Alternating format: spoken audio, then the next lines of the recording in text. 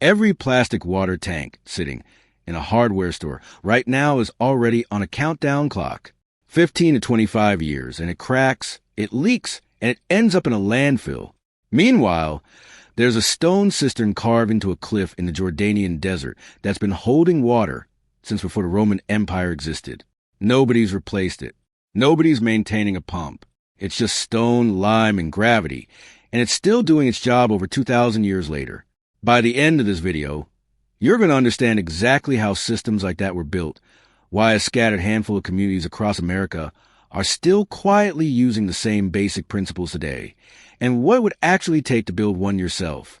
Before we get into the history, it's worth understanding exactly why the modern plastic tank fails in the first place, because it's not really a manufacturing defect. It's UV exposure and thermal cycling doing what they do to any polymer sitting outdoors year after year. Sunlight breaks down the plastic's molecular structure over time, a process called UV degradation, and the constant expansion and contraction between summer heat and winter cold works those weakened spots into hairline cracks. It's not that these tanks are badly made.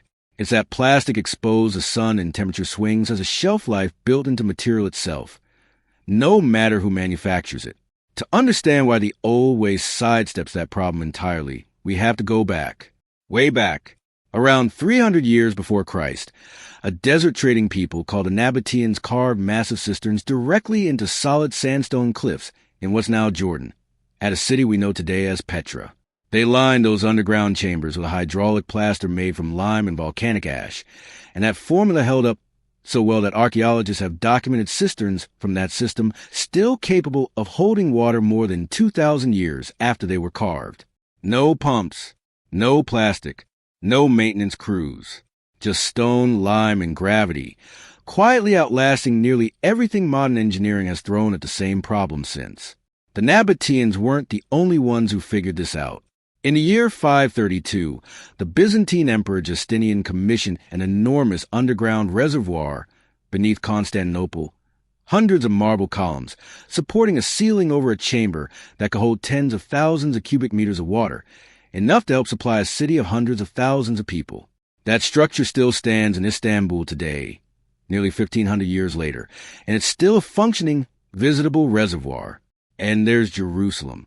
Back in the 8th century BCE, King Hezekiah's engineers carved a tunnel through more than 500 meters of solid limestone to bring water from a spring outside the city walls to a pool inside them, working from both ends at once and meeting in the middle with startling precision for the tools they had.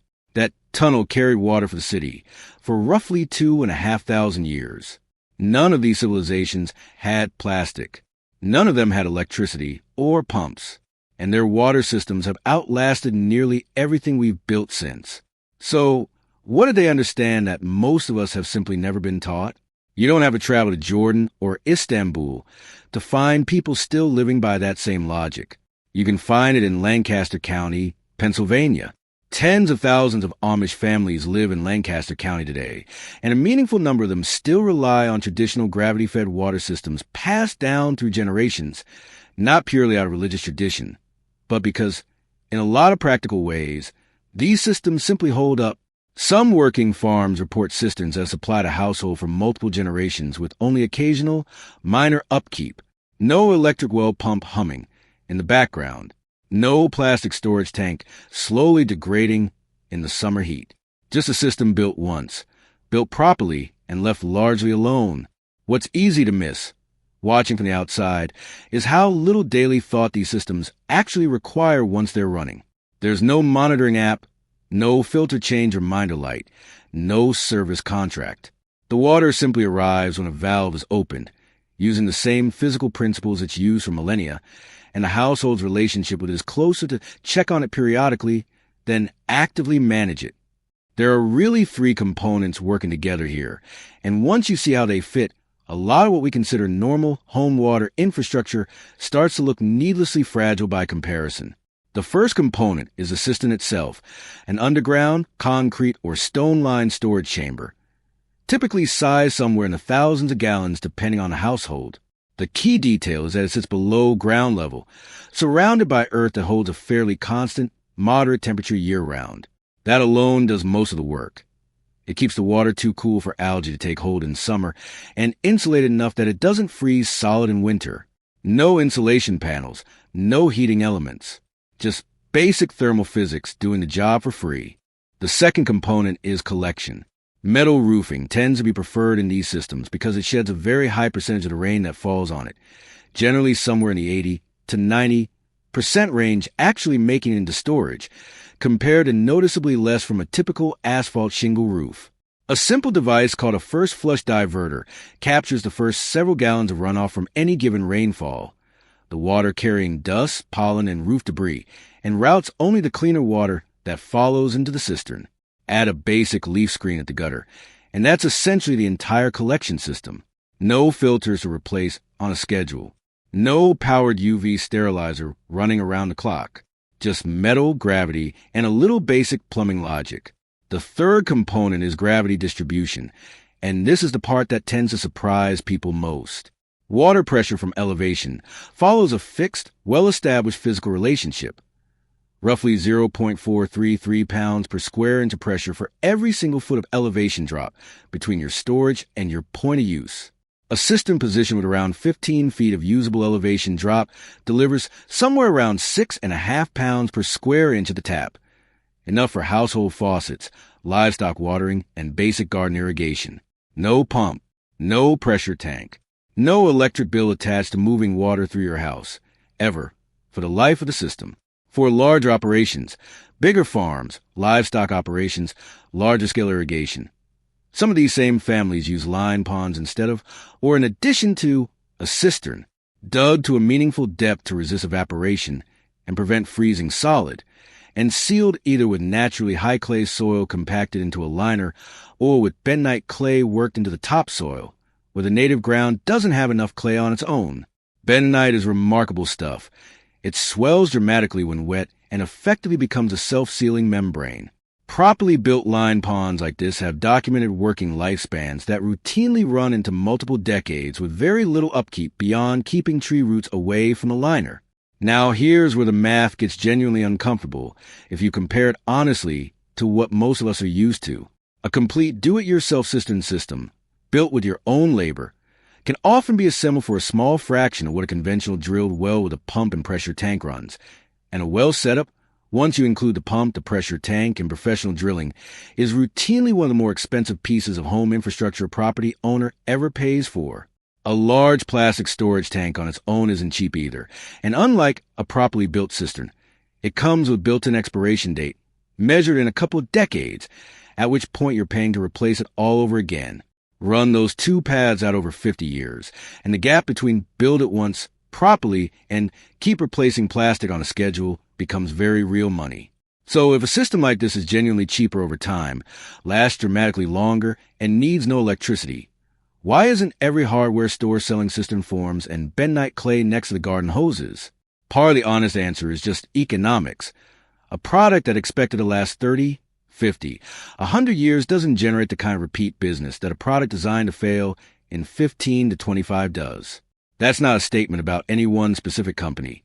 It's just a basic structural reality of how manufactured, replaceable goods get sold versus how a once-built masonry structure gets built. The other part of the answer is regulation and how it's grown up around modern infrastructure. Most building codes require an approved water supply for a structure to be legally occupied, and in most jurisdictions, approved has historically meant a municipal hookup or permitted well, not a rainwater-fed cistern, even a well-built one. Rainwater harvesting itself has an oddly complicated legal history in parts of the country.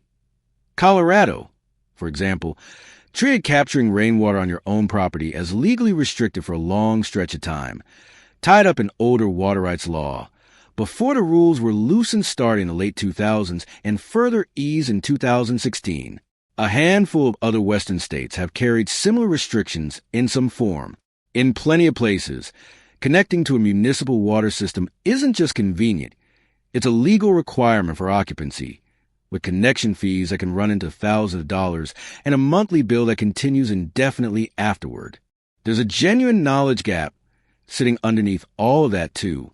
Traditional gravity-fed, Masonry-based water systems mostly fell out of vocational and engineering curricula over the back half of the 20th century, as pump and pressure tank systems became the default assumption baked into modern plumbing codes.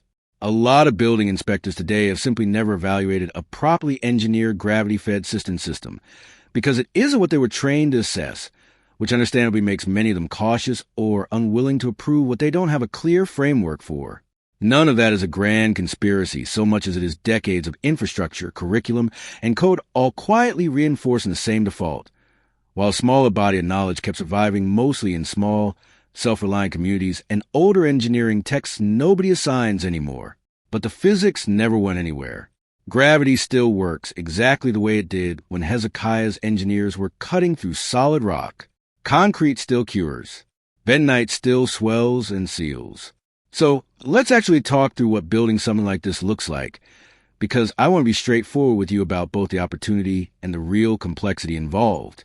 Site selection comes first. Walk your property and identify the highest practical point where an underground storage tank could realistically sit.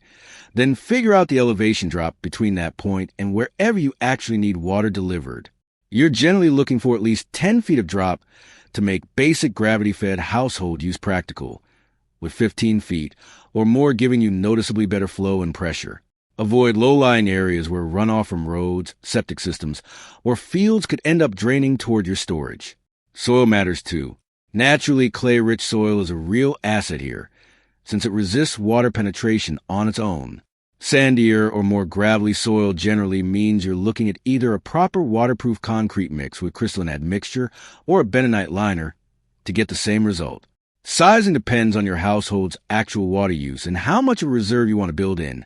A modest underground cistern in the range of a few thousand gallons is a reasonable middle ground for many households looking for a meaningful multi-week reserve, though the right number for your situation depends on household size and how you plan to use the system. Now, I want to be genuinely honest with you about the construction itself, because this is where a lot of enthusiastic online content gets dangerously casual.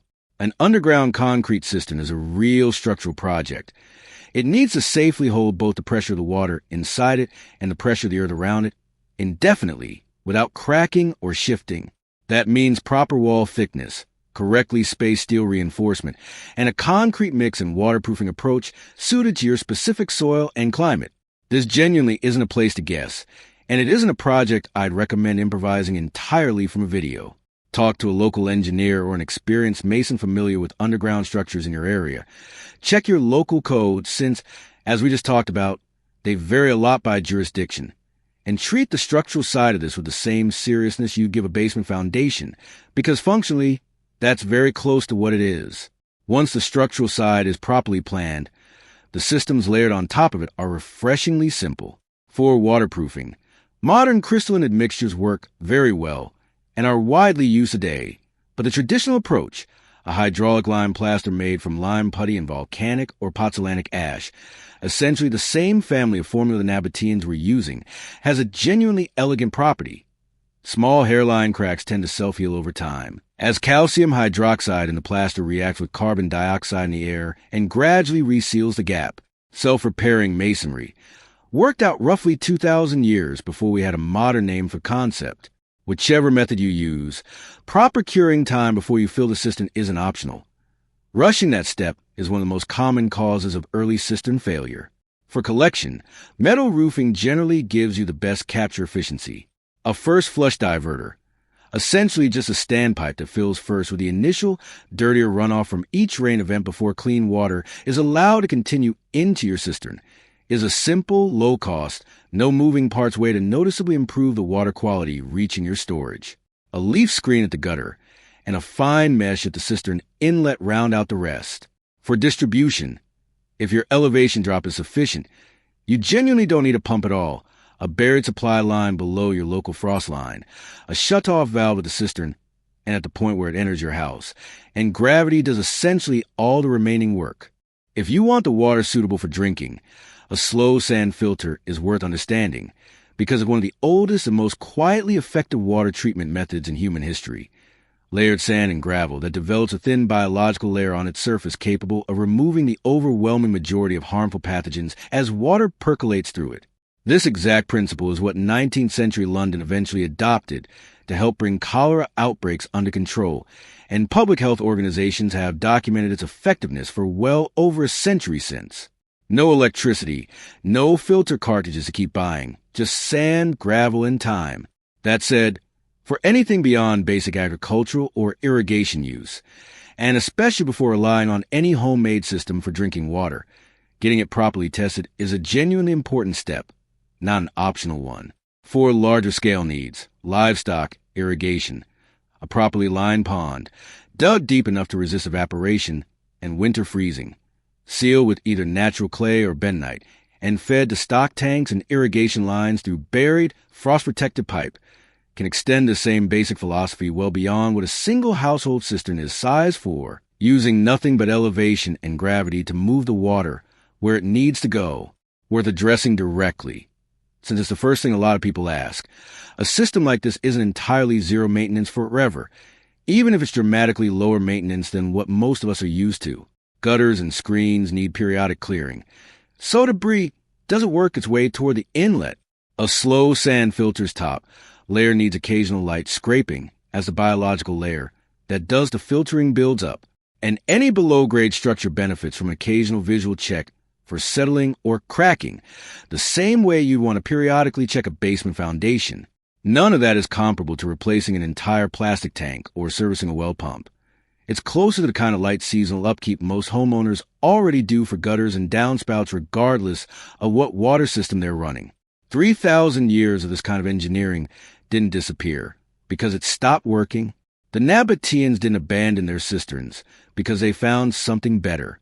Istanbul didn't demolish that Byzantine reservoir because plastic tanks showed up. The Amish families still using gravity-fed systems today aren't doing it out of nostalgia. They're doing it because, for their needs, it genuinely works, it lasts, and it costs almost nothing to keep running once it's built. Meanwhile, the plastic tanks sitting on hardware store shelves right now are on a clock that was basically decided the day they were molded. The pumps that go with a lot of modern systems eventually burn out. The electric bill for moving water through a house keeps arriving every single month, forever. And most of us simply never encountered an alternative because it quietly fell out of what gets taught, what gets permitted by default, and what most professionals in the field have ever actually seen built.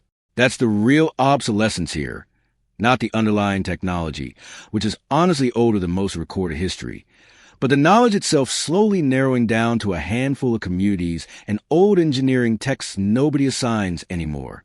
But now you know the basic shape of it. You know that rain falls for free. You know gravity moves water downhill for free, indefinitely, no bill attached. You know that lime, clay, and properly engineered concrete have quietly outlasted nearly everything we've replaced them with. And you know enough now to have an informed conversation with a local engineer or mason about whether something like this could genuinely work on your own property. If this was useful, subscribing helps a lot, and I'd genuinely like to know, does your property have enough natural elevation drop for something like this to even be possible? Tell me in the comments, because I read every one, and it shapes what we dig into next.